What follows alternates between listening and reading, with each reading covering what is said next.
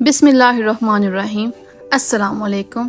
آج ہم ایک انتہائی اہم اور حساس موضوع پر بات کرنے جا رہے ہیں کہ طلاق کے علاوہ کن وجوہات کی بنا پر نکاح حرام یا باطل ہو سکتا ہے۔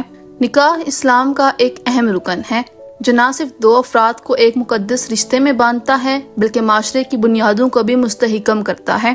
نکاح کے اصولوں کی پابندی کرنا ہماری ذمہ داری ہے، لیکن بعض اوقات کچھ ایسی صورتحال بھی پیش آتی ہیں جس کی وجہ سے نکاح اپنی حیثیت کھو دیتا ہے۔ آج کی ویڈیو میں ہم ان تمام صورتوں کا تفصیل سے جائزہ لیں گے۔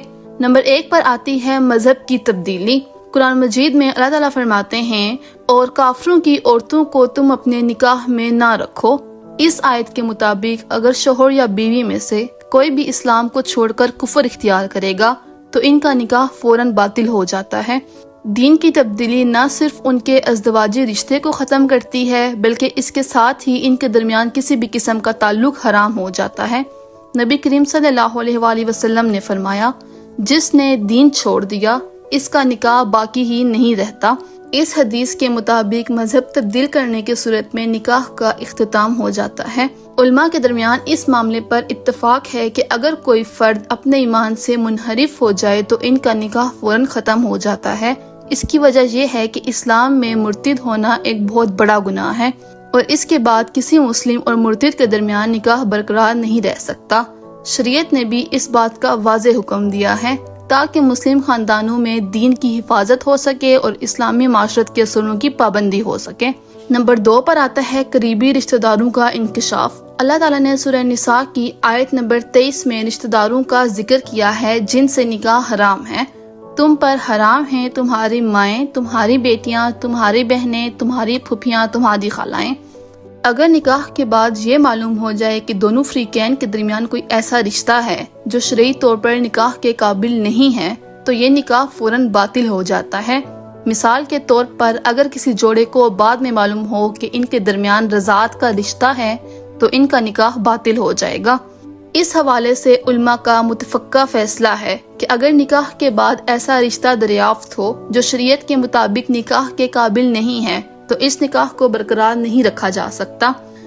شریعت نے ان رشتہ داروں کے درمیان نکاح کو حرام قرار دیا ہے تاکہ خاندانوں کے درمیان رشتہ داریاں درست رہیں اور معاشرتی تعلقات خراب نہ ہوں۔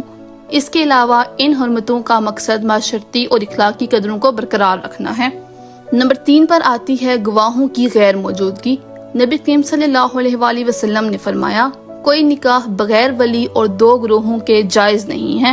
اسلام میں نکاح کے لیے 2 معتبر یا قابل اعتبار گواہوں کا ہونا لازمی ہے جو نکاح کی تقریب میں حاضر ہوں اور اس کی تصدیق کریں۔ اگر نکاح بغیر گواہوں کے کیا جائے تو وہ نکاح شرعی طور پر حرام سمجھا جاتا ہے۔ علماء کا کہنا ہے کہ نکاح کی بنیادی شرائط میں گواہوں کی موجودگی لازمی ہے کیونکہ یہ ایک اجتماعی عمل ہے جسے چھپانے کا کوئی جواز نہیں ہے۔ گواہوں کا ہونا اس بات کی علامت ہے کہ نکاح ایک کھلا اور جائز عمل ہے جس پر پورے معاشرے کو اعتماد ہو۔ گواہوں کی موجودگی نکاح کی قانونی حیثیت کو مضبوط کرتی ہے اور بعد میں پیدا ہونے والے کسی بھی تنازع سے بچاتی ہے۔ نمبر 4 پر آتی ہے زبردستی نکاح اور رضامندی۔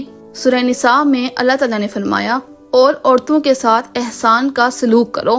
نکاح کے لیے دونوں فریقین کی رضامندی ضروری ہے۔ زبردستی نکاح کی کوئی جگہ نہیں ہے۔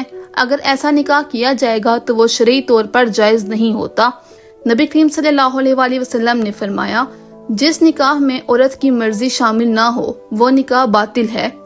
سیدنا عباس رضی اللہ تعالیٰ عنہ سے روایت ہے کہ انہوں نے کہا، ایک کنواری لڑکی رسول پاک صلی اللہ علیہ وآلہ وسلم کے پاس آئی اور عرض کیا کہ اس کے والد نے اس کی مرضی کے خلاف اس کا نکاح کر دیا ہے۔ چنانچہ اللہ کے رسول صلی اللہ علیہ وآلہ وسلم نے اسے اجازت دی کہ وہ انتخاب کرے اس سے ساتھ رہنا ہے یا چھوڑنا ہے۔ اسلام میں مرد اور عورت دونوں کے حقوق کو تحفظ دیا گیا ہے اور دونوں کی مرضی کے بغیر نکاح کو جائز نہیں سمجھا جاتا۔ فقہ کے مطابق اگر کسی کو زبردستی نکاح کے لیے مجبور کیا جائے تو وہ نکاح باطل ہوگا اور شریعت میں اس کی کوئی حیثیت نہیں ہے۔ شریعت نے نکاح کو ایک رضاکارانہ اور خوشی سے ہونے والا عمل قرار دیا ہے اور زبردستی نکاح کو ممنوع قرار دیا ہے تاکہ ازدواجی زندگی خوشگوار اور مضبوط رہے۔ نمبر 5 پر آتا ہے میاں بیوی کا طویل عرصہ دور رہنا۔ سورہ احزاب میں اللہ تعالیٰ نے فرمایا، اور اپنی عورتوں کو گھروں میں رکھو اور انہیں خوبصورت بنا کر مت نکالو۔ اگر میاں بیوی طویل عرصہ تک ایک دوسرے سے دور رہیں اور کوئی تعلق قائم نہ کریں تو یہ نکاح کے مقاصد کو پورا نہیں کرتا۔ شریعت کے مطابق نکاح کا مقصد اپنی ازدواجی زندگی کی مضبوطی اور استحکام ہے۔ طویل عرصے تک دوری نکاح کے مقاصد کو متاثر کرتی ہے اور بعض علماء کے نزدیک ایسی صورتحال میں نکاح باطل یا حرام قرار دیا جا سکتا ہے۔ شوہر کے غائب ہونے کی صورت میں اگر بیوی پاک دامنی کے ساتھ زندگی نہ گزار سکے تو عورت عدالت میں مقدمہ دائر کرے۔ عدالت سرکاری تعاون سے تحقیقات کرنے کے بعد 1 سال کی مدت مقرر کرے۔ سال گزرنے پر بھی شوہر نہ آئے تو عدالت مسخ نکاح کا فیصلہ کر دے۔ عدالت کے فیصلے کے بعد عدت وفات گزارنے کے بعد دوسرا نکاح عورت کر سکتی ہے، اور اگر دوسری شادی کے بعد پہلا شوہر لوٹ آئے تو مذکورہ خاتون کا نکاح اس کے پہلے شوہر سے بدستور قائم رہے گا۔ دوسرے شوہر کے ساتھ اس کا نکاح خود بخود باطل ہو جائے گا، اس لیے دوسرے شوہر سے فوراً علیحدگی لازم ہوگی۔ اور اگر اس خاتون کی دوسرے نکاح کی رخصتی بھی ہو گئی ہو تو پہلے شوہر کو اس کے ساتھ صحبت کرنا اس وقت تک جائز نہیں جب تک وہ دوسرے شوہر کی عدت پوری نہ کر لے۔